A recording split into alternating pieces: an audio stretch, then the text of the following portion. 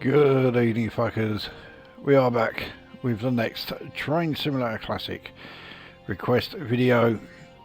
And this one is something that, well, it's getting a bit rarer. A request from JimJimPlays. Yeah, indeed. Now, if you've seen his recent video where he took an EWS Class 67 from London to Kent, a video that I requested, yeah, this will look very familiar. What he has requested is for me to do not the same thing, not exactly the same, but very, very similar, because the Class 67 that he was driving in his video was one of the Dovetail Games versions, and I say one of, they've released at least 3 different versions of it. So he wanted me to do a video in the Armstrong Powerhouse version, which I can now do because I have now got it. If there is one loco in this game that I am not short of, it's Class 67s. Yeah, we'll get back to that in the video. He asked me to do the Chatham Main Line. Now, I've taken that very literally. So the route DLC we are using is the Chatham Main Line, not either of the other two, both of which are significantly longer. He did ask for me to do, like, well, I'm interpreting it anyway as he wanted me to do the whole thing. What he actually asked was for me to go south to north. Well, if I was to go from the furthest south to north, I would be starting at somewhere like Orpington, and that is not a very long run.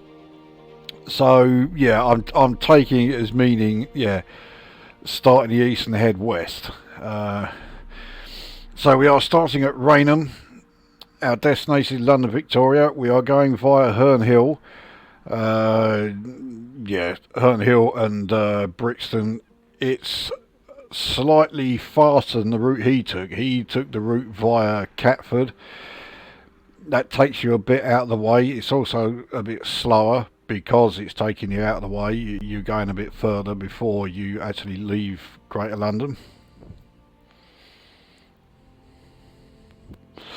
I'm also not going to stop at quite as many stations as him. I mean, the fact that I'm starting at Rainham means I can't certainly stop as many stations he did. So I will stop at all of the major Kent stations, so Gillingham, Chatham, the one that comes after it that I can't remember the name of. We'll then stop at Bromley South. That station is a real pain in the arse to stop at, so that will give us a bit of a tester. And well, Bromley South is only just into Kent. We're practically at the sort of border with Greater London then. Once we're into Greater London, I'm not stopping anywhere except London Victoria. So not a huge number of stops. There's only going to be 4 stops along the way, and 3 of them are all like one right after the other fairly quickly. Now, our loco then, well, yeah, as I've already said, it's a Class 67. He wanted me to have the same consist, so 7 Mark II carriages. I was going to change it slightly, because a Class 67 would have either a second Class 67 on the rear or a DVT, but he didn't have one in his, so yeah, because he wants to see the comparison between the Dovetail Games one and the AP one, I've kept the consist exactly the same. Looks completely different, but you know, it is the same thing. It's 7 Mark II carriages with a Class 67 at the head. As for the specifics, it is spring, it is cloudy, it is 10:30, so I've chosen exactly the same specifics as he had when he started his run. Right down to the time. The time really doesn't make much difference, but there you go. Okay, that is the setup. Let's get this up and running.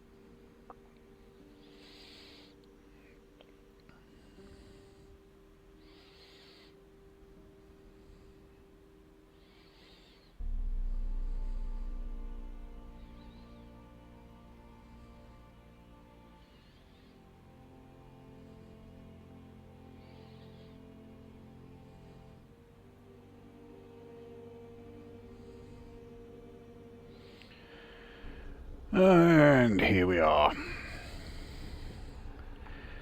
Right, let's get all the motor factor and clag factor set up. Okay. There's not a huge difference between setting up the cab in the AP version and any of the DTG versions, so we'll insert the master key, which, as you can see, doubles as the reverser, so we'll put the reverser into forward.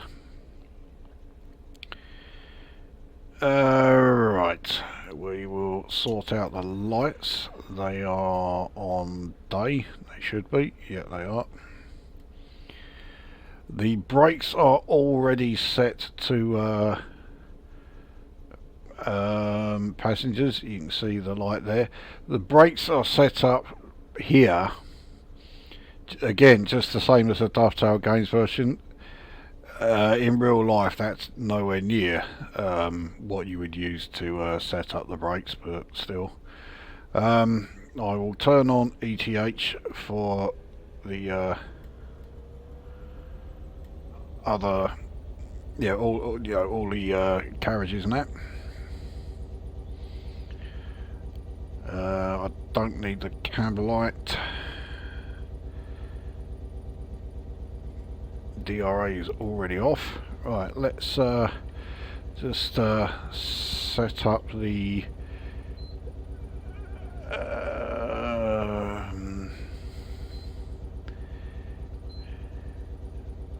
no, don't want that one. I'm trying to remember now which here we are. That's the one I want. So we have the general information about our train as we are going. Right, all we need to really do now is get the brakes off and the and actually get underway. So here is our class 67. So our would-be passengers may well be thinking, like, yeah, they've really lucked out. They've got a British Pullman. You know, they could be facing yeah, a journey in, you know, the very epitome of luxury rail travel. And then they see that their carriages are just bog standard Network Southeast. So we have one first class, and we have 5 bog standard second class, and then the guards carriage at the end. In fact, it's probably a good idea if I open the doors let passengers on before we go. Some have already buggered off actually. Yeah, passengers who thought they were going to get the full Pullman experience only to discover, no, you're just getting the full Network South East experience. It's not quite on the same level.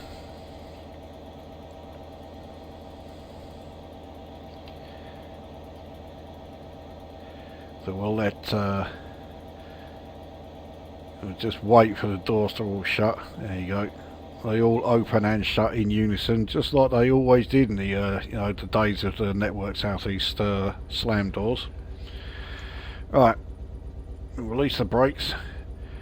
The brakes on this thing are a bit enthusiastic. I'll show you what I mean as we go on, but anyway, let's get underway. One thing also I should point out, we'll go up to 50%. This is in all of the Class 67s. This here is the ammeter, because of course the Class 67 is a diesel electric. It's not a full diesel. You do need to keep a bit of an eye on that. Although that said, I mean, let's have a look and watch our train leave with its max clag. That's it.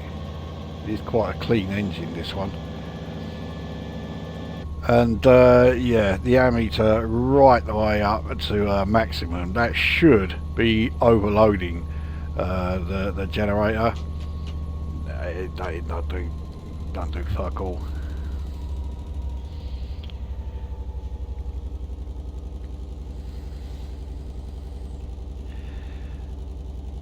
So anyway, we are in a 90 zone, so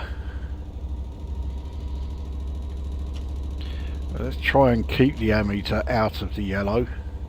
Okay, that's fine, right. We can increase it. There is a bit of a delay between moving the throttle and the engine actually responding to it. That is normal. That is typical on the Class 67. Also, its speedo, it does have, like, you know, the regular analog display, which is utterly superfluous. You have the digital readout here, which is, you know, significantly more accurate. And down here you have your delta. So what this shows is how much difference your speed will be after 60 seconds. So we are going to be gaining 17 mph in 60 seconds, which will put us, actually, or me, we'll be speeding fairly soon. And if you're going to slow, then yeah, the delta, instead of showing a plus, shows a minus. So it is quite handy. Now Gillingham station is just appearing on the route display. That is our first stop.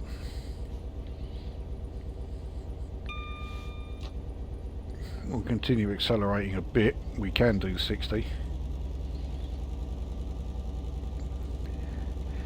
Now what I was saying about the brakes being a bit enthusiastic, they don't like slam on really suddenly and everything sort of like all stops. But you watch this needle here, this is the one that's showing us really the sort of amount of braking we're doing. I'll just tip it up just like that, and the needle just keeps on going and going and going. That is the minimum amount of braking you can put on when you are first just applying the brakes. It's a bit urgent.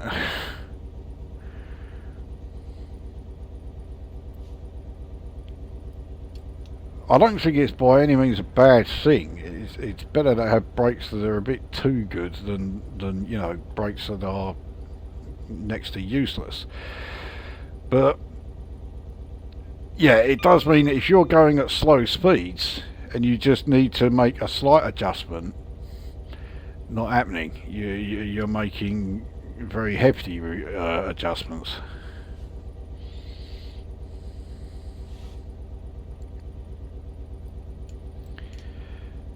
Now, as far as I'm concerned,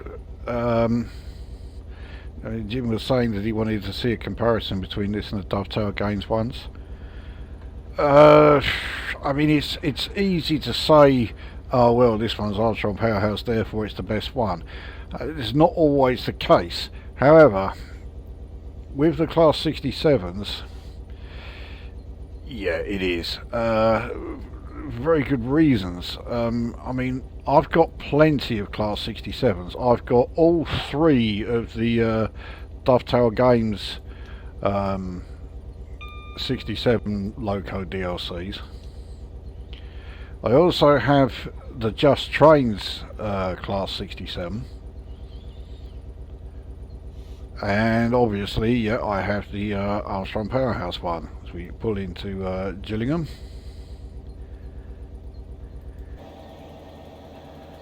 So, yeah, doors are all open just fine.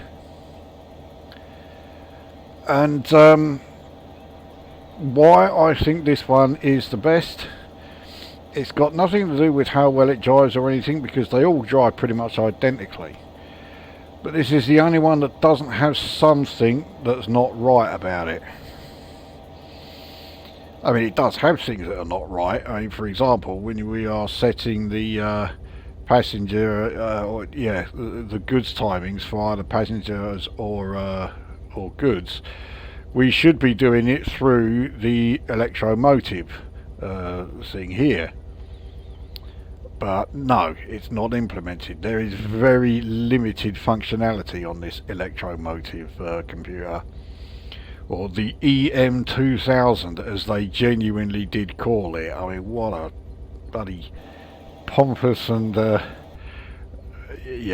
overblown name that is. Anyway, doors are all shut. We can get back underway. We won't be getting too far though, because Chatham is the next station which we are stopping at, and it's not that far away. Now, as is always the case with the Class 67, this thing's very slow to get moving from standstill. Don't be fooled into thinking that's saying we're doing 30 mph. No, it's now 4.2, blah blah blah, yeah.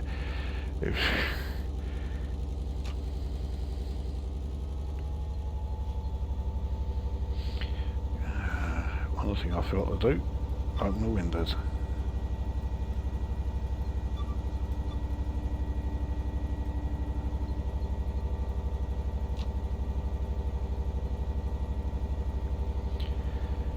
So, yeah, the Just Trains one, great to drive, great audio, visually it's fine, but the brakes, there's a glitch in them. If you were to pull the brakes down to release and then let go, it doesn't spring back. So it's like it's a weird sort of hybrid of the actual braking system this uses and the standard brakes, which the 67 does not use. Speaking of which, the one of the Dovetail Games versions, the EWS version, which is the one that Jim has, that has the brakes completely wrong. They are, they are just the standard brake controls. It's not this type. Rochester, that's the next stop after Chatham. There you go. I knew I'd get there in the end. Right, we are going a bit fast here. We need to slow down for this 50 section coming up. And then we have a 30 section coming up. So you can see how vigorous the braking is at the moment. And I really didn't put the brakes on that hard. I certainly didn't have the brakes on for very long. So yeah, they come on, you know, at quite a hefty rate.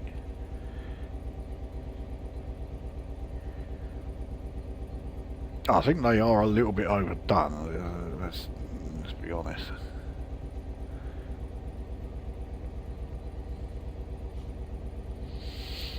Yeah, we do get a fair bit of FPS loss around here.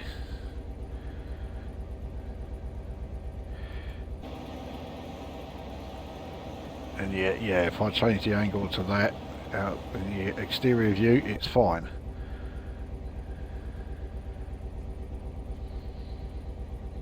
So we are on a 1 in 133 downhill, which is well, if we were going fast enough, that would be enough to yeah, have our speed getting reduced. But we are sort of trundling along at 26.5. Now our speed is going up, but not for long.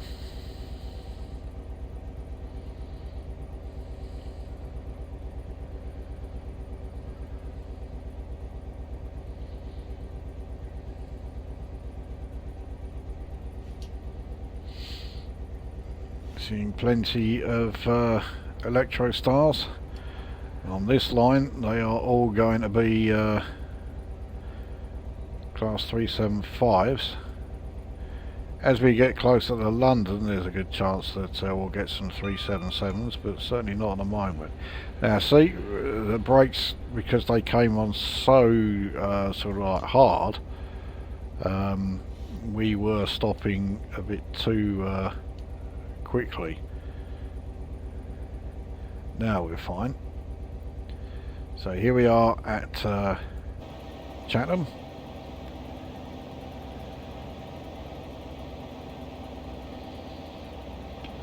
So the class 67. This is a weird old train, this, the 67. It's one of those trains where you know, as you read through its stats and you see how it performs, you do kind of wonder, why was this thing built? You know, what purpose did it serve?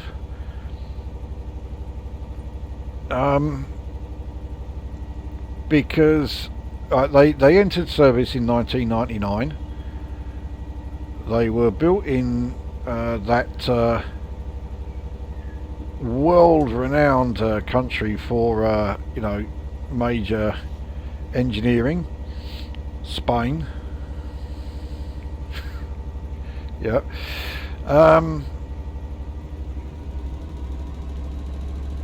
And you know, okay, their stats all look pretty good, but despite the fact this thing has a top speed of 125 mph, it is not classed as an HST, and there are two particular reasons for that. Firstly, the engine is not really responsive enough, and secondly, its acceleration rate is nowhere near the level of a high-speed train. And yet it can do 125 mph, there's no getting away from it. So you'd be thinking, well, this must be, you know, like a pretty decently powerful train. Well, when we started, I mentioned that yeah, the master key here in the yeah, doubles as the reverser, and that's a feature that it has in common with the class 66. It's not the only thing that it has in common with the class 66. Firstly, this was well, there's no was about it. The 67 has the exact same engine. You can probably tell from like listening to it, it's the sound it makes is very, very similar to the engines in the 66. They've not done much as far as changing it. It still generates 3,200 horsepower, just as the 66 does, but they have increased the gearing ratios in it, so it can do 125 mph,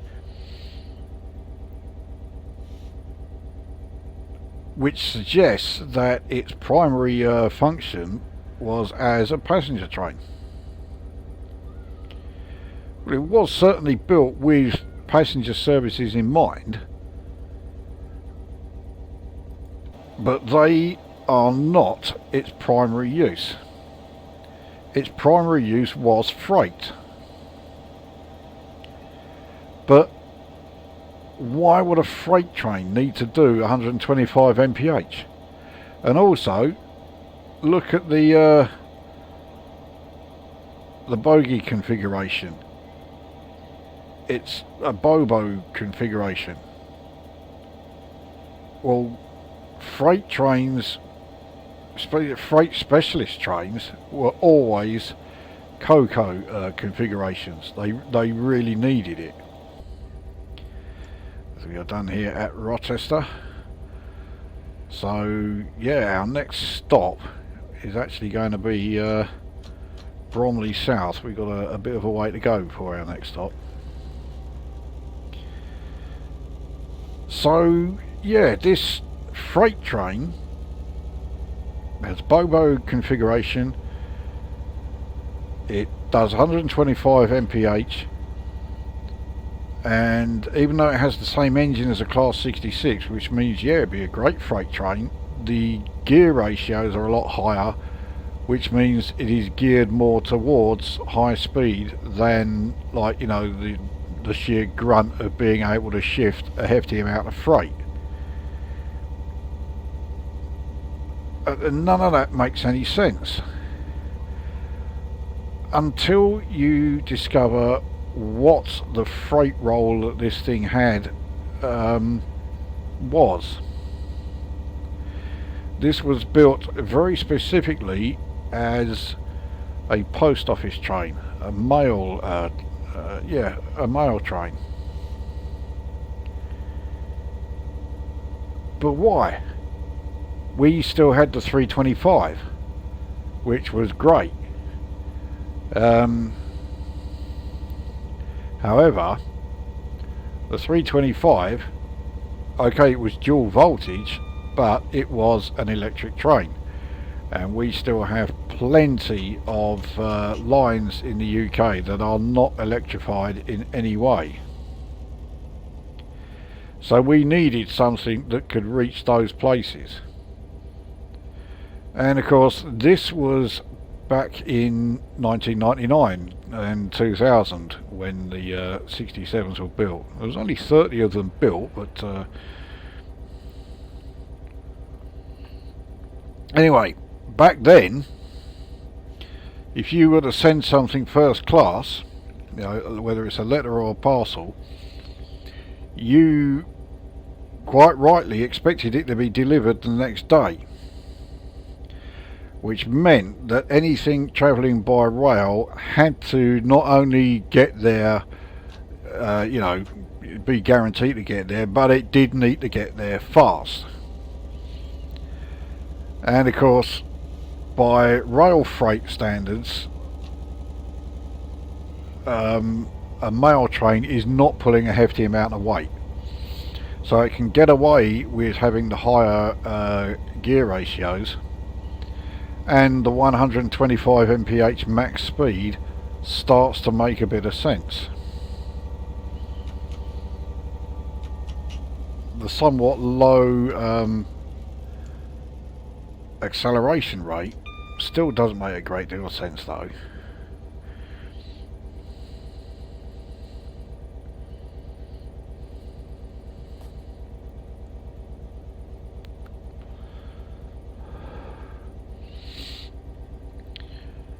But yeah, so rather expensive. The entire order cost 45 million, and this was back in 99. It was quite the expensive sort of, yeah, replacement mail train. Replaced the Class 325. So it's not like the 325 was terrible, but because it was electric, a lot of lines that it could not access. Right, we can go up to 80 now. Let's give it some full throttle.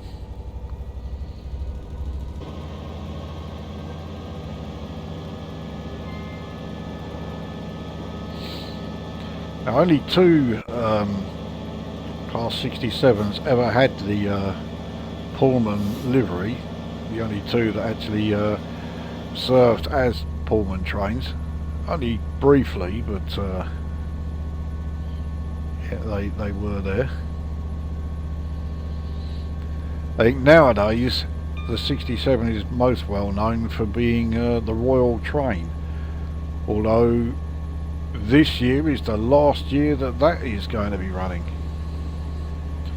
Poor old Charlie is going to lose his train.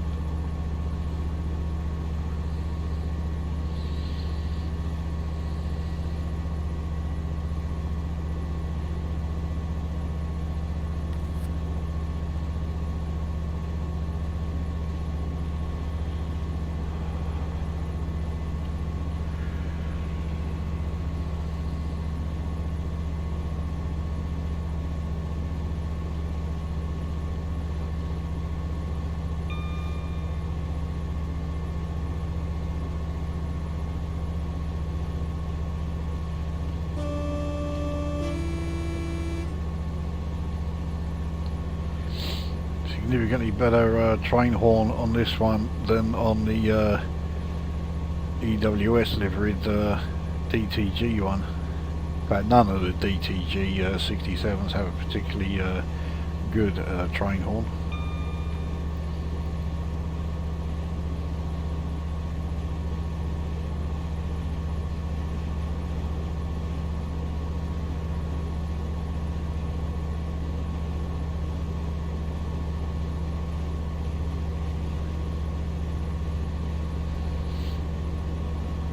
I don't know if it's just me, but the engine in the 67 always sounds like it's at, like, you know, its real sort of maximum strain, like it just cannot take any more.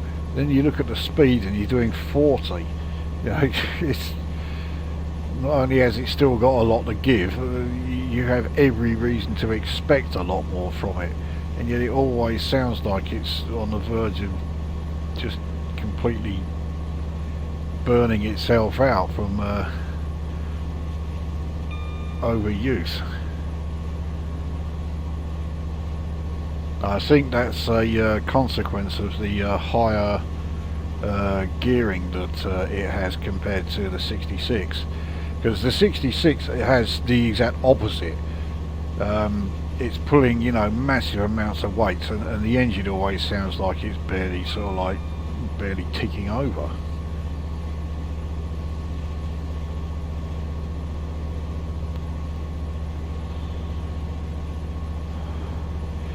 We're on a 1 in 100 uphill climb, which is certainly slowing us down.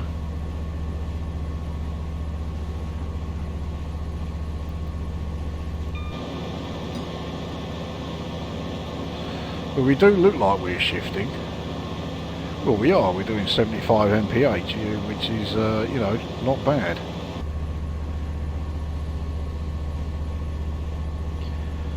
Now obviously, with me being on the same line that Jim was using in his video, yeah, we're using a train that would never be anywhere near this part of the country. The 67s did not run on this line.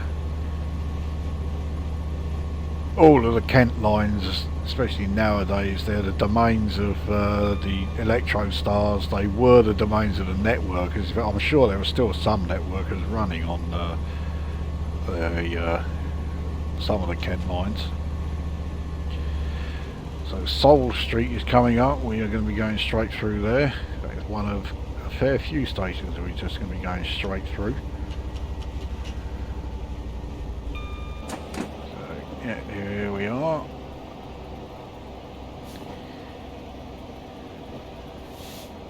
I thought we would have seen more first gen emus than we have. A lot of the time when I do runs on this line, I tend to see class 419s of all things. We're approaching Meopham station, and once we're out of that station we can then go up to 90. I'd like to see if we can actually do that in this train, so I'm sure we could. So here we are at Meopham station. There's another 375.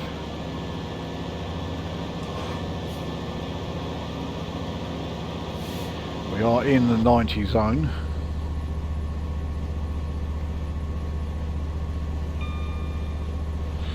'90 zone doesn't last very long, and that, yeah, there's no denying that.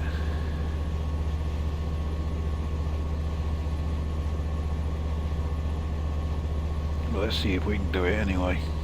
If we've got a downhill section coming up, that will certainly help. We're still on a 1 in 100 uphill here.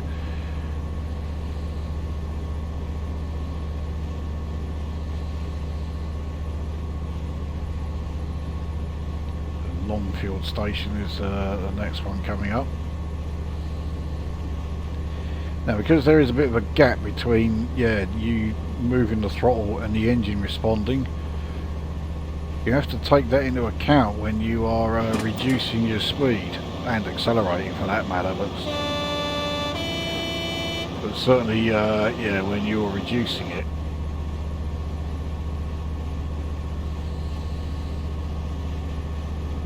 So yeah, we'll bring the throttle down.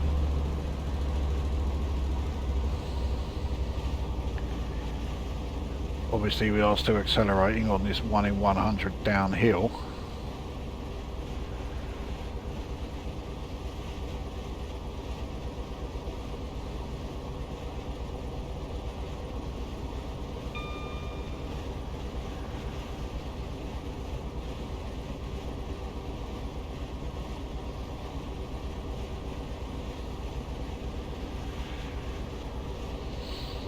So here is Longfield station. Yeah, it's a memorable one, isn't it? I mean, it's a fair old length. Yeah. There we have. I think that was 421. We're losing some speed now that the ground has levelled out. Let's get some throttle back.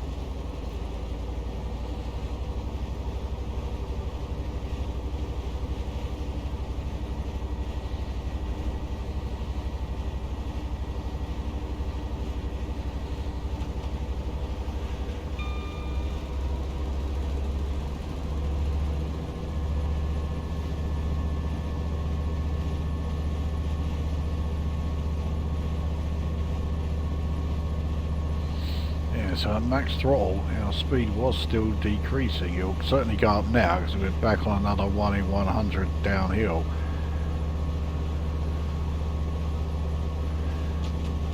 So much so, yeah, we need to come off the throttle.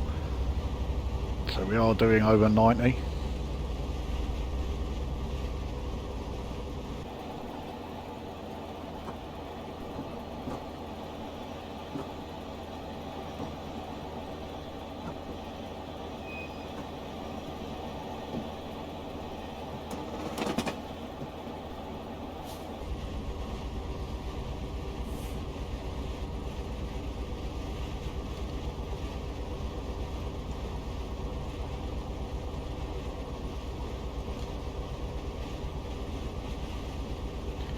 So Farningham Road is at the next station.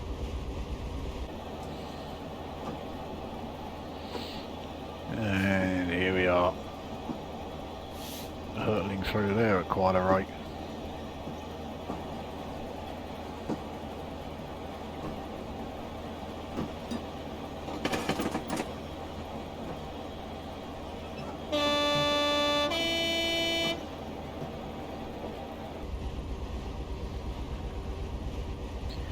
Quite a few level crossings around here, so we need to yeah, be sounding the horn fairly often. What we've got coming up here, that could be no, that wasn't. I think that was a 205. I thought it might have been a 419. It certainly looked it from the front, but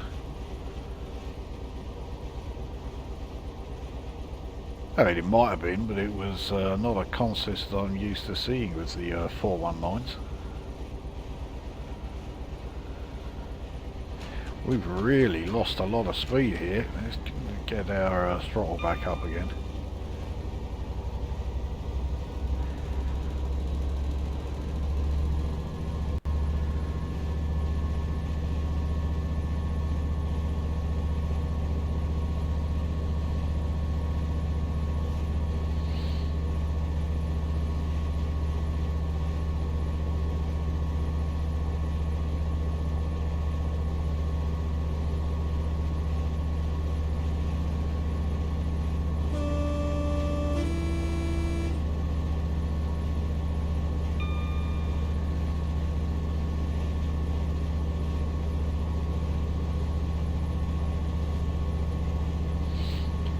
Swanley station coming up.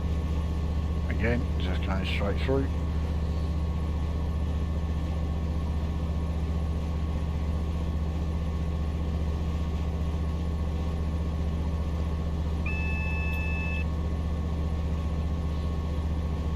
I have no idea what that AWS alert is for.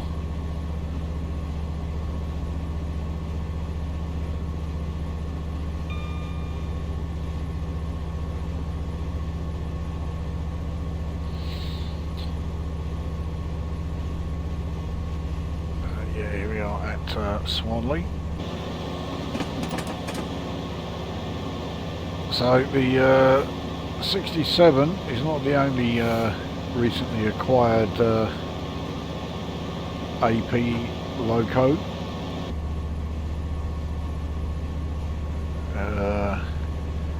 Earlier today I also got the new one, the 222,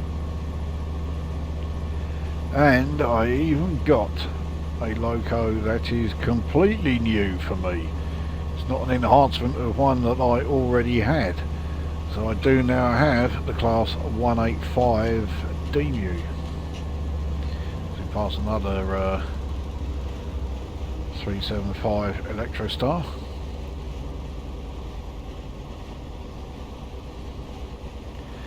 So St Mary Cray coming up next. I don't remember that station appearing on the run that Jim did.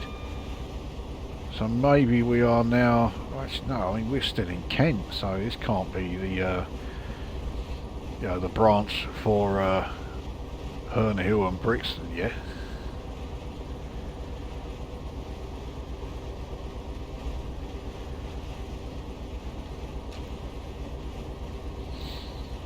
So another 1 in 100 downhill.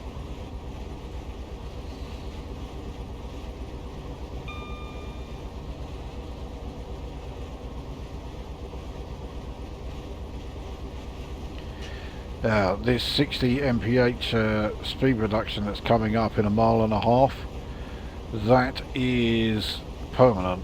From that point onwards, 60 will be the fastest we can do, as we are now getting pretty close to central London. So here is St Mary Cray station.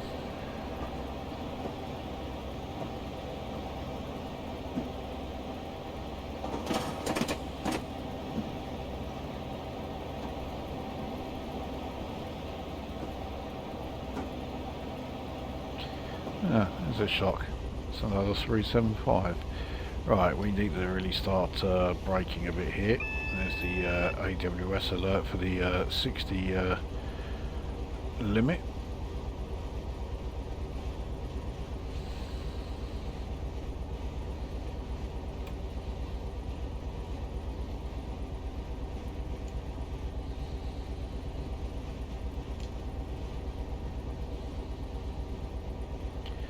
The 1 in 100 uphill climb here is ensuring that we continue slow.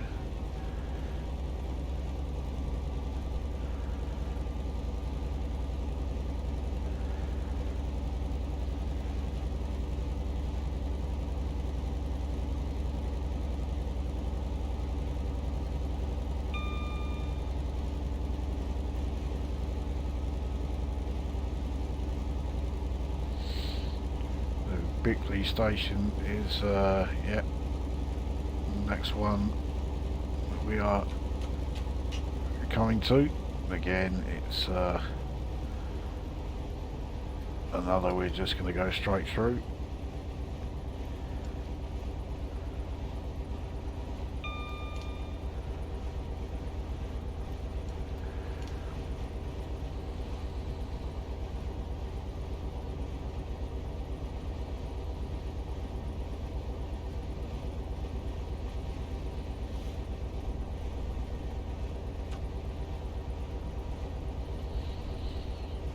When you throttle up to notch 1, it doesn't alter the revs of the engine.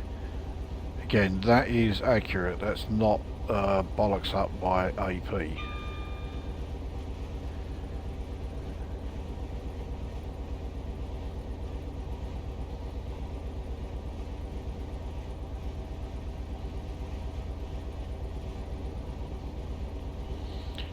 I think after Bickley the next station is Bromley South, and it's on this downhill gradient here.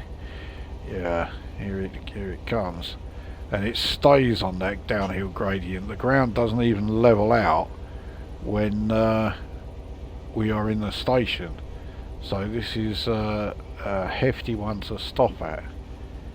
But it's bad enough stopping there when you're going uphill, but coming downhill is a real pain in the arse. The only good thing about it is that coming downhill like this, there's no danger of rolling back as we get underway, which yeah, Jim had issues with on 2 or 3 occasions.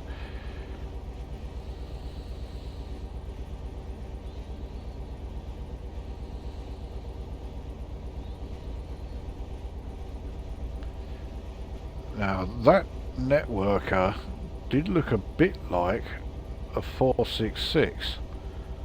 You don't see them all that often. It's nearly always, you know, your regular 465s. Anyway, here we are at Bickley station. Wasn't that grand? Right.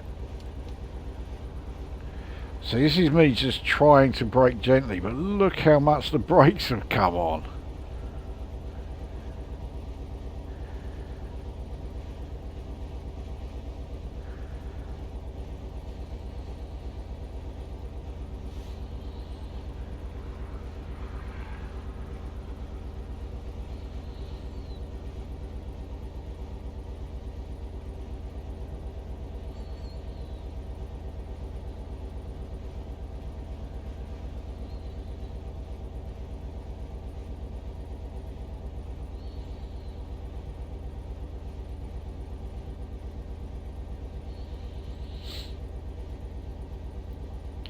Right, now we are on the 1 in 100 downhill section.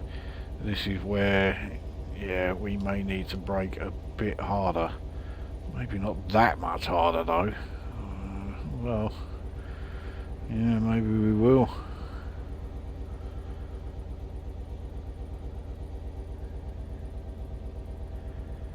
I mean, 35 is normally a fine sort of speed to be approaching the station.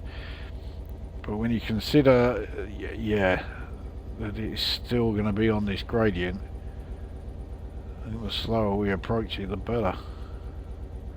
Well, within reason. I'm not just going to crawl along towards it at about 5 mph, you know.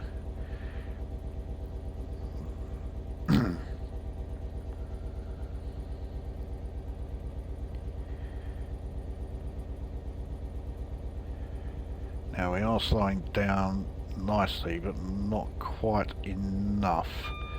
We are going to have to increase braking in, yeah.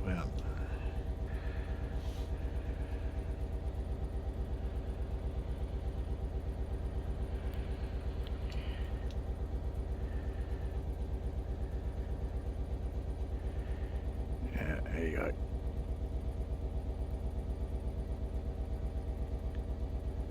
Braking here should have been a lot more challenging than that, but there you are. I'm not going to complain. So here we are at Bromley South. doors are all open, so yeah, let's go look at the area.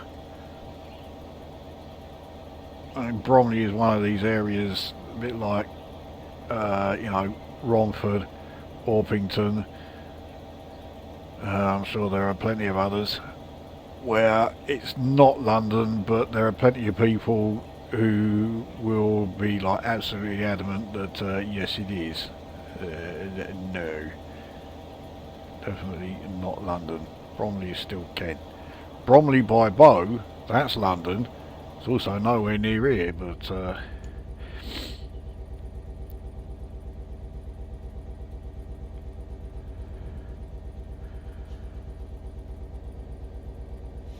okay, so yeah, we start creeping forward as soon as I release the brakes.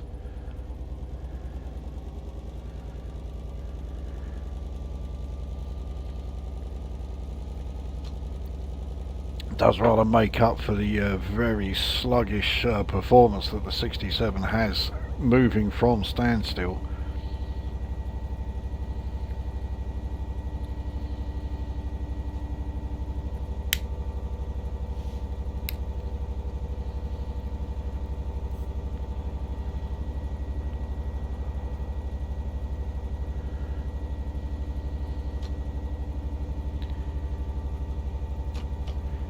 Take it up the max.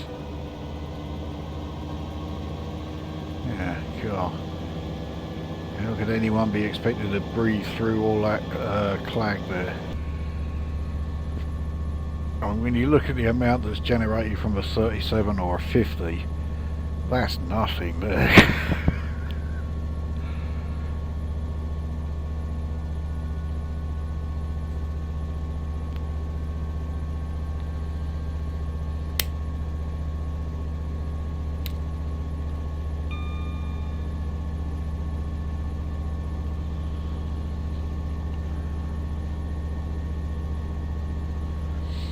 Shortlands is next. Beckenham next. Now actually, oh right, okay, Beckenham Junction, so it's not actually in Beckenham, because I was just going to say Beckenham I think might still be Kent as well, but I'm fairly sure it is. Beckenham, yeah, it's not London, that is Kent.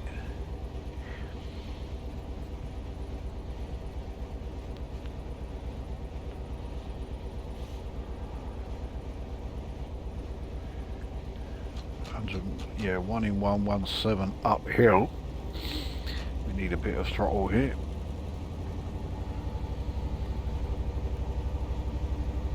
Now I think this is the section where, yeah, we turn away from the route that Jim took. That line that carried on going is the line that takes you via Catford.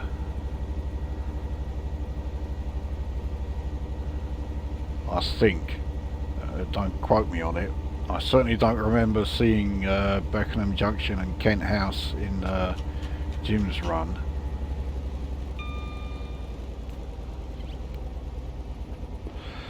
This is also the route you would take if you were going to be heading on to Orpington.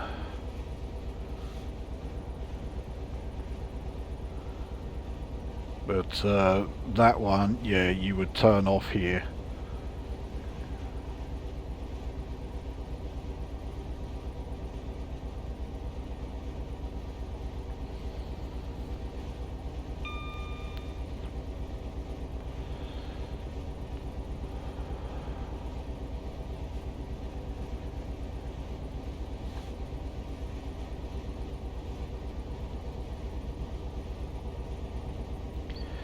So here is Beckenham Junction.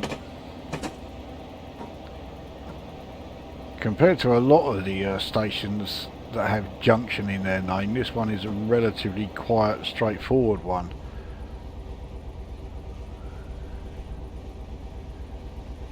So I'm not sure where that line goes. I don't think that was the line for Orpington.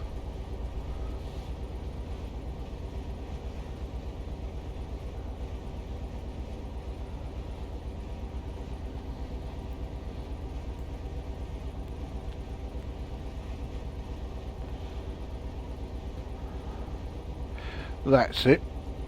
Yep, that line that's just turned off there to the left, that's the line that takes you on to Orpington.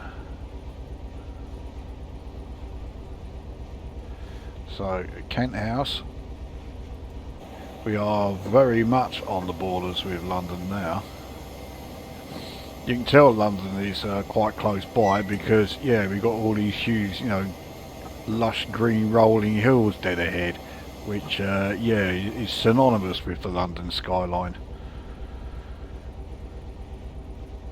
They did cut an awful lot of corners with the design on this route. They did it with all of the Kent ones.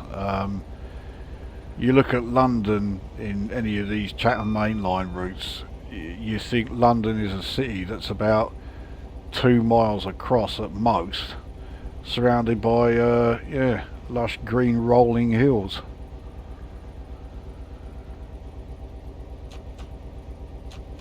Anyway, we've lost a bit of speed now. Let's pick that up a bit.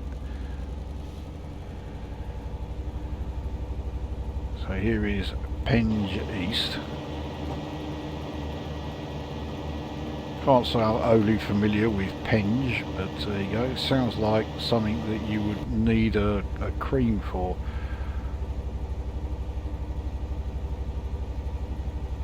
I need an appointment to see the doctor because I've got a touch of the Penge.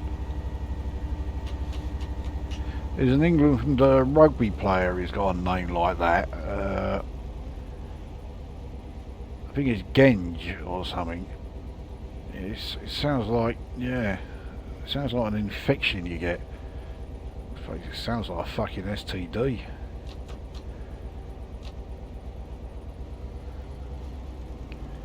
Once he does play rugby for England, so yeah, he probably is one.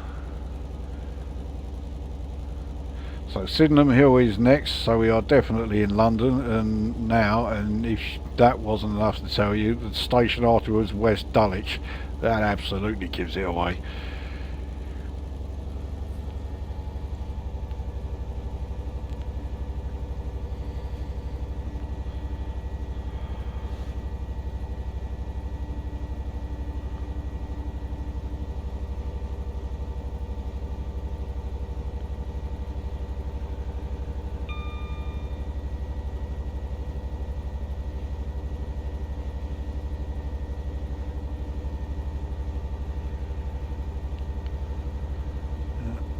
Another Electrostar.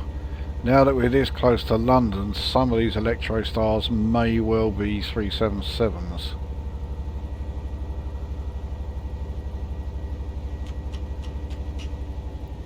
I mean, somewhat unlikely, but we could even get some 379s.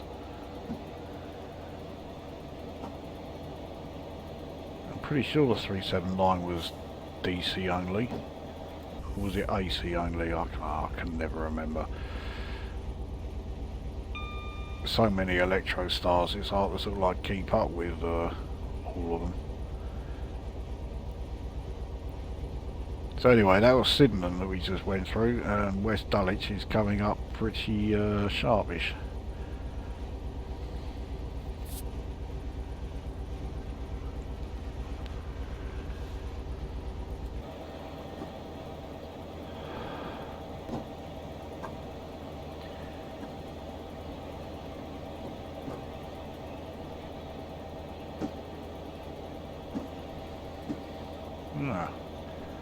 What's this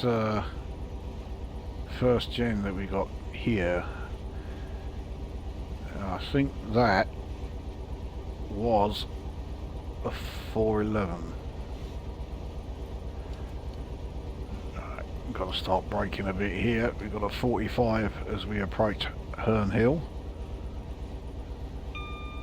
And then after Herne Hill it is Brixton.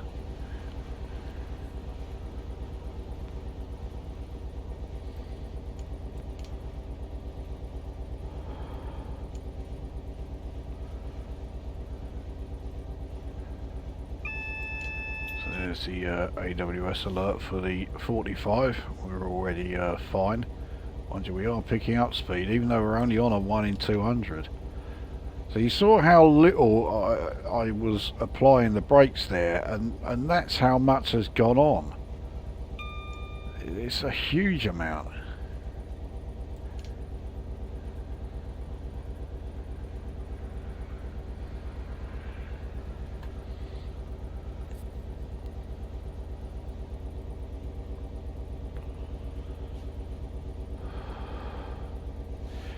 So I think this is where the line from Orpington rejoins.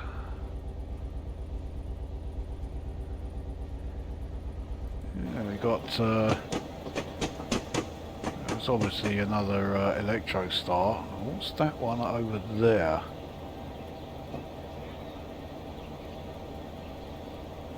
Two car. Could be a 415 or a 416. You don't see too many of them going.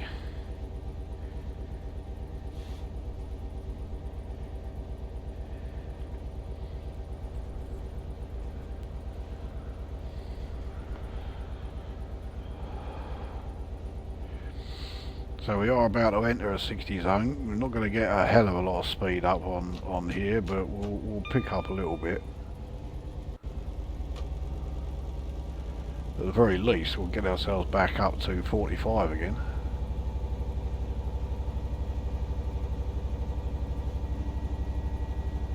Yeah, okay, yeah, that'll do.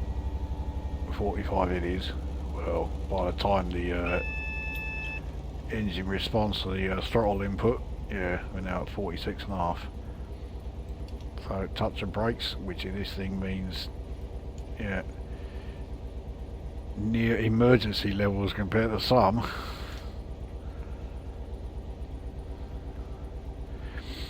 So here we are at Brixton. I don't care what people say, Brixton I think is a great part of London. This line that we are just travelling under is part of the London Overground service. But the London Overground doesn't stop at Brixton. You can kind of see why, because the infrastructure is a bit of a mess, but you can't tell me that Brixton would not benefit from having a station at you know, on the Overground line. So we are heading uphill, and I wonder our speed is really coming down. But we're about to go downhill again actually, so yeah, let's not worry too much about throttling up.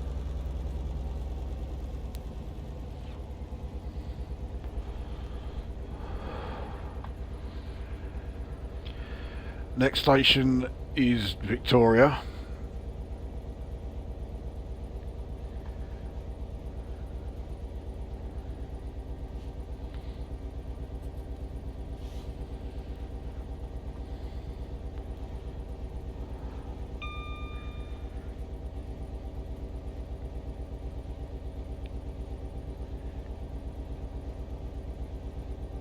That was another 411. I think I might actually be getting my first gen emus a bit mixed up. That might have been a 423. Jim seems to know a hell of a lot more about the first gen emus than I do. He used far more of them than I did, so yeah, he's probably the one to ask rather than me as far as those are concerned.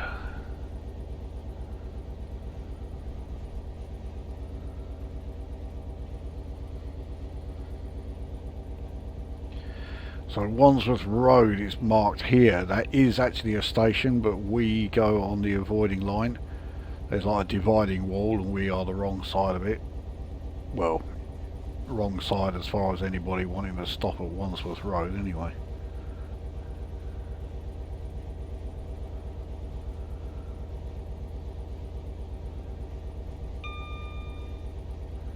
Okay, it's more of a fence to the wall, but does the same job.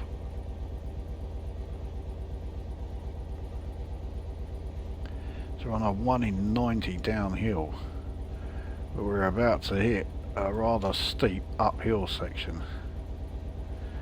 as we make our approach to Battersea.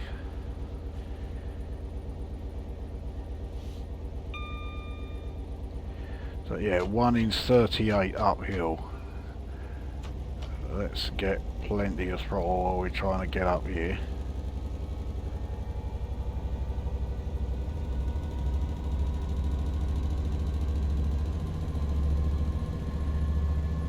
Still losing speed as we're trying to combat that uphill section. By the time the engine kicks in, yeah, we're off it.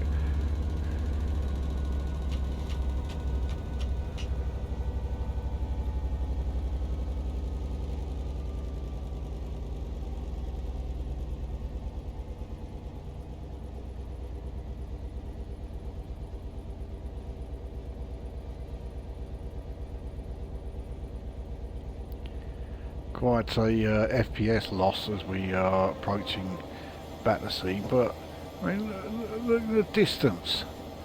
All this green around here. I mean, I've been. I mean, there it's even worse. I mean, I've been to London more times than I can count. Believe me, I don't recall seeing, you know, plenty of lush greenery just like, you know, a couple of miles away when I'm, you know, right in central London.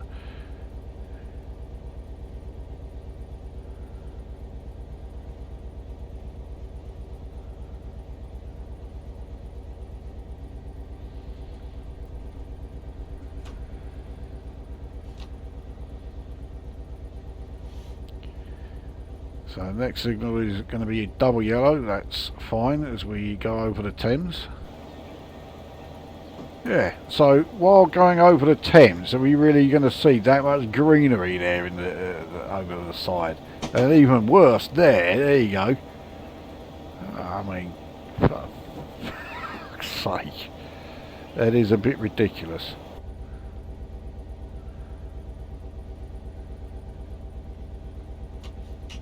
So we are now in the 40 zone.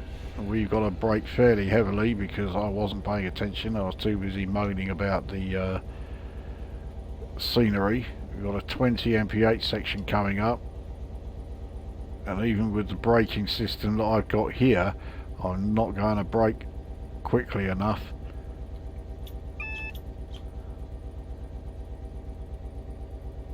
There we go. Oh, I had a clear run right up until that point.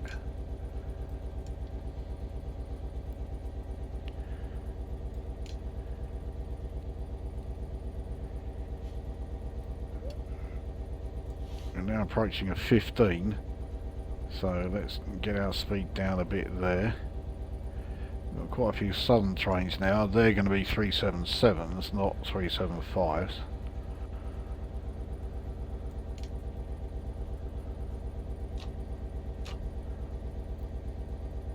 Braked a bit more than I really wanted to there.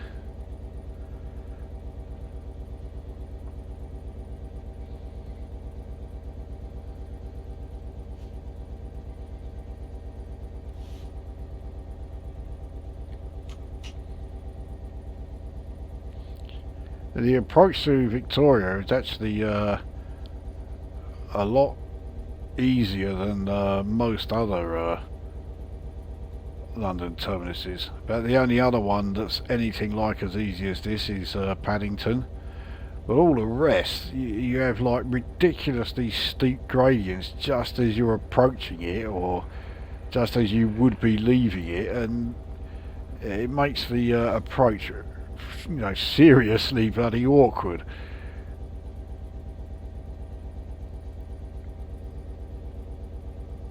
I think Euston is probably the worst. Liverpool Street is, yeah, that's a pretty bad one, but yeah, I think Euston is the worst one.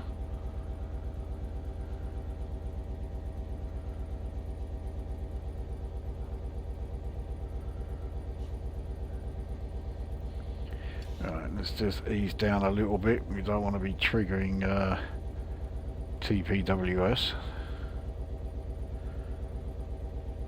There we go, that's good enough.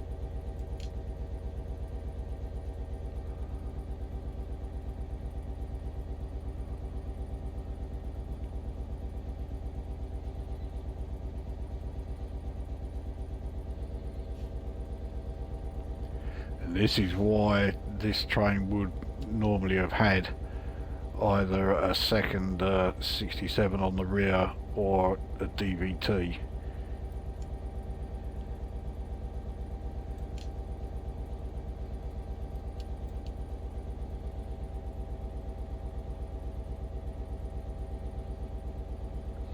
So there's still going to be a fair old gap between us and the buffers.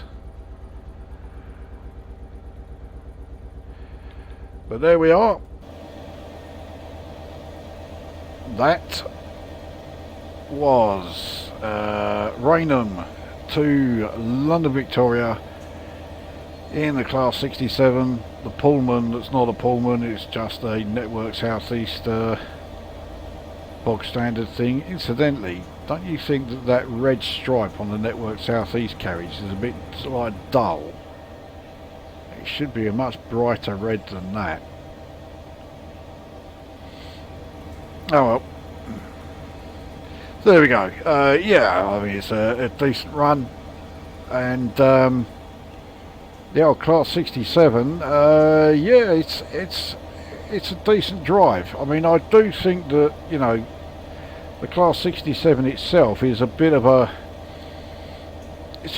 pointless loco, really. There's very little that it can do that no other train could. No other loco, I should say, could. And just about every single one of those locos that could do what this thing can do were older. So there was really no need for this thing to come along.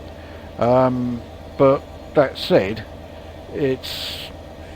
yeah, I don't, you know, I don't dislike the Class 67 at all. I think it's decent.